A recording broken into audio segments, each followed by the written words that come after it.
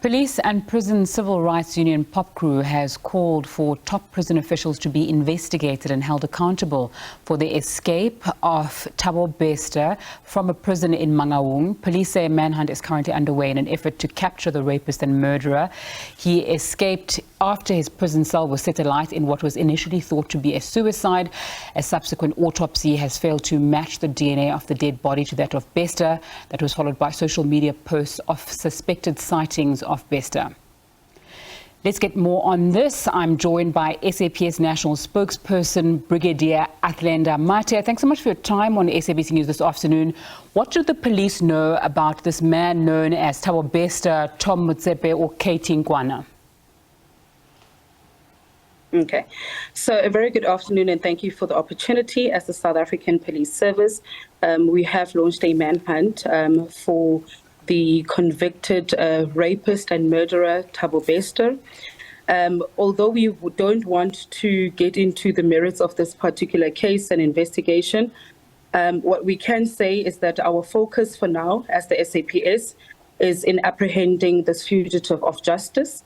It is apprehending those who were involved with assisting this particular fugitive to escape from lawful custody, as well as apprehend the accomplices that have ensured that this particular fugitive evades arrest.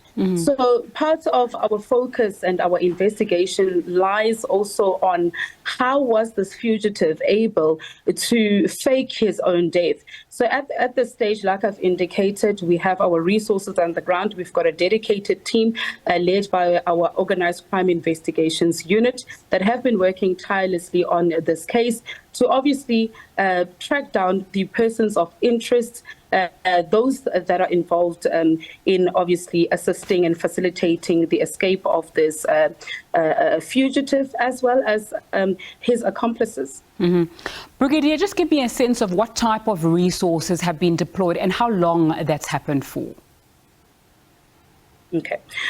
Let me confirm two things: that we are investigating a case of murder, because you will know that DNA analysis and the autopsy report has confirmed that the deceased was not Thabo Bester. We are investigating as well a case of escape from lawful custody, where we are focusing on who facilitated this particular escape, how was the escape executed. So all this forms part of our investigation. So part of our resources, obviously from a detective point of view, we have our family violence, child protection and sexual offences investigations that are on board. We have our Organized Crime Investigations Unit.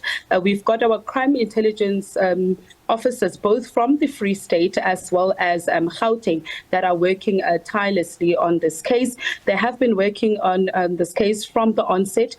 You will recall that when this particular case was brought to our attention, when we responded to it on the day of the arson incident, our members began immediately with an investigation.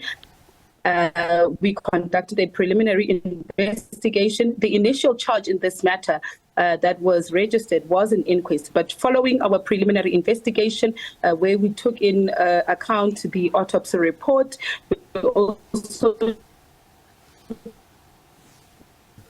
All right, let's go back to SAPS spokesperson Athlenda Mathe. Thanks so much for your time. Let's continue the discussion then, and I'm asking about the time frame because this escape happened last year. Thabo Bester, which is one of his aliases, we don't even know if that's his name, has been wandering around, putting many women's lives at risk, children as well, because we know that Nandipha Makutumana has 2 children and she's alleged to have stayed with him, and we almost know that it's fact. What I want to know is why the delay in catching him, and then how do you work with the media and sources? I'm asking that because Ground Up, who's been reporting the story and really investigating and bringing insights that no one else has given, has said that when they went to the police with information, they were not allowed to, and they were told to call a tip line. Okay. So thank you for the opportunity. While we cannot obviously divulge much into the case and into obviously our operational tactics, we are talking about an investigation that requires persons of interest, entities and as well as officials to cooperate and provide reports and evidence to the police and other processes that have direct bearing on this particular investigation to be in place and unfold.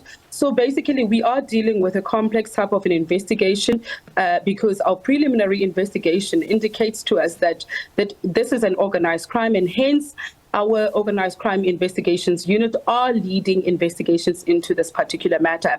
So it was quite important that us as the SAPS conduct a thorough investigation into this case, to close all the gaps that exist, to ensure also that we have a watertight case, but most importantly, that we mobilize all the resources to apprehend this fugitive of justice, to apprehend, obviously, those who have facilitated the escape from lawful custody, as well as those who have facilitated and assisted this particular fugitive to fake his own death.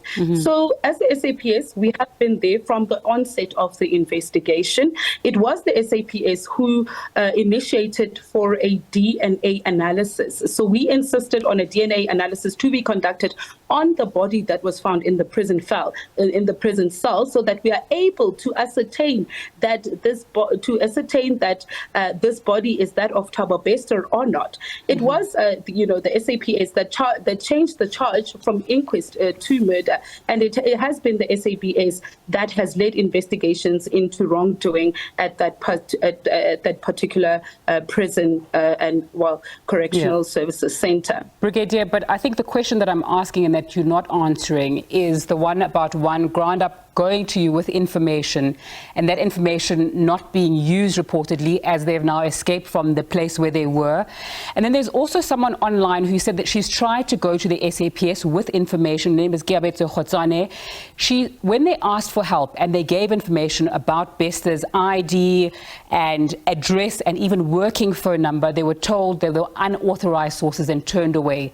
So there's a sense from two people that even when information is presented to the police about this murderer and this rapist who's been roaming around for around a year, it's not taken seriously, and therefore the SAPS is not taking this case seriously, and he could continue wandering around and harming people because of the inaction of SAPS.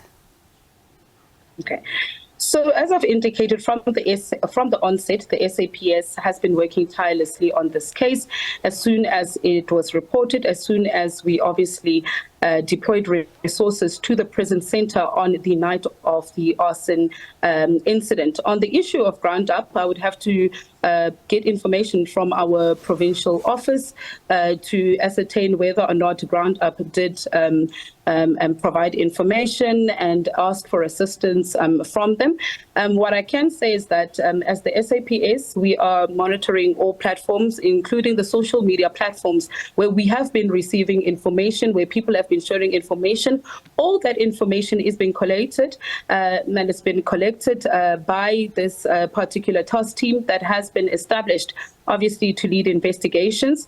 I did assure the nation that earlier that we are on the ground. The team has been on the ground since last year already, obviously working tirelessly on this case. So I did mention that this particular case, it's quite complex because we are dealing with an organized criminal syndicate, and we have been working tirelessly with all stakeholders, all entities, all officials that are involved. We have been working closely with the Department of Correctional Services into this particular investigation. So it's not like police are not doing anything. We have been working on this particular matter. We have been following up on all leads.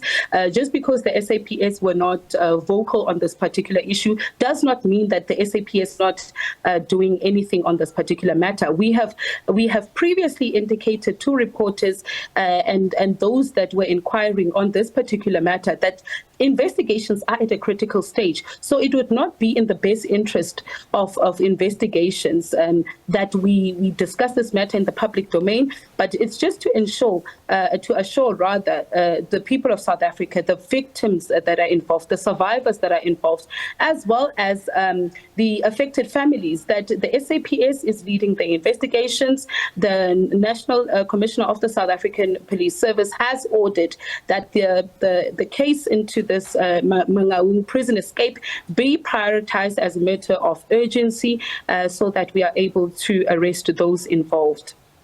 Brigadier Athlenda Mathe, the SAPS national spokesperson, really appreciate your time on SABC News this afternoon, talking about the rapist and murderer.